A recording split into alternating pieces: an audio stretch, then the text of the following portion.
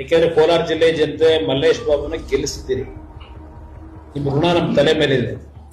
ಆ ಋಣ ತೀರಿಸ್ತಕ್ಕಂಥದಕ್ಕೆ ಪ್ರಾಮಾಣಿಕವಾಗಿ ಈ ಜಿಲ್ಲೆಯ ಜನತೆ ಜೊತೆ ನಾವಿದ್ದೇವೆ. ಇವತ್ತು ನನಗೆ ನಮ್ಮ ಮಲ್ಲೇಶ್ ಬಾಬು ಅವರು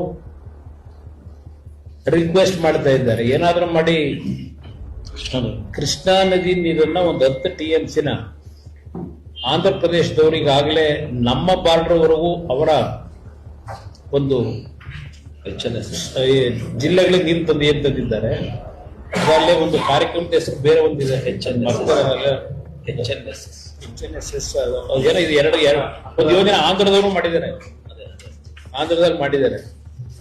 ಈಗ ನಾವು ಏನಾದರೂ ಮಾಡಿ ಆಂಧ್ರ ಪ್ರದೇಶದ ಸರ್ಕಾರದ ಮುಖ್ಯಮಂತ್ರಿಗಳನ್ನ ವಿಶ್ವಾಸ ತೆಗೆದುಕೊಂಡು ಕನ್ವಿನ್ಸ್ ಮಾಡಿ ಈ 2 ಜಿಲ್ಲೆಗಳ ಪರಿಸ್ಥಿತಿ ಏನಿದೆ ಅದಕ್ಕೆ ಆ ಭಾಗದಿಂದ ನೀರನ್ನು ತರಲಿಕ್ಕೆ ಪ್ರಯತ್ನ ಮಾಡಲಿಕ್ಕೆ ಸದ್ಯದಲ್ಲೇ ಅವ್ರನ್ನ ಭೇಟಿ ಮಾಡ್ತಾ ಇದ್ದೀನಿ.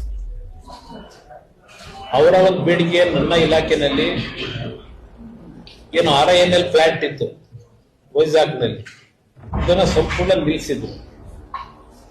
ಅವರ ಒಂದು ಮನವಿಗೋಸ್ಕರ ನಾನು ಏನೋ ಆಂಧ್ರ ಜನತೆಯ ಒಂದು ಭಾವನೆಗಳಿಗೆ ಧಕ್ಕೆ ತರದೆ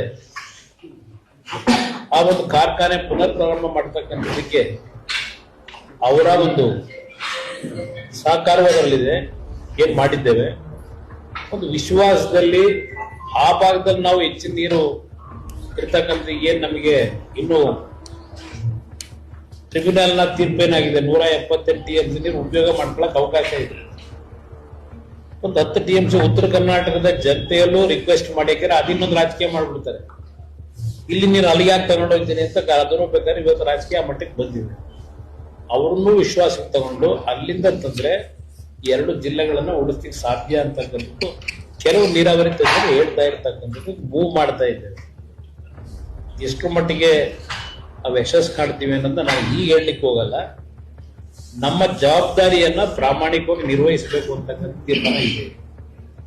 ಯಾಕೆಂದ್ರೆ ಕೋಲಾರ ಜಿಲ್ಲೆ ಜನತೆ ಮಲ್ಲೇಶ್ ಬಾಬುನ ಗೆಲ್ಲಿಸಿದ್ದೀರಿ.